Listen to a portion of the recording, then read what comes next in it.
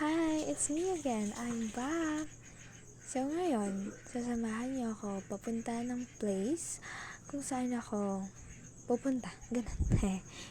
So, yun nga, hindi na ako naka-video kanina dahil nga nagmamadali na ako para makita nyo yung place kung saan ako laging pumupunta kapag bored ako, gusto ko ng peaceful sa buhay ko.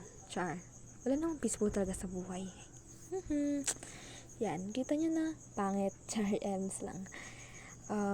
Yan yung nilalaro ko. Yan yung place na, yan, kita nyo? Yan yung place na kapag na-bored ako or nag-sadness ako, yan, dyan ako pumupunta. Para maging masaya, yan yung mga kaibigan ko. Ayun ako, bakit pa naman naghubad? Kita nyo naman yung mga pancakes nyo. Okay, yan. Diyan ako parating naglalaro. Yan, para na ako mag-reserve, di ba? So, pupunta naman ulit natin doon yung peaceful ko.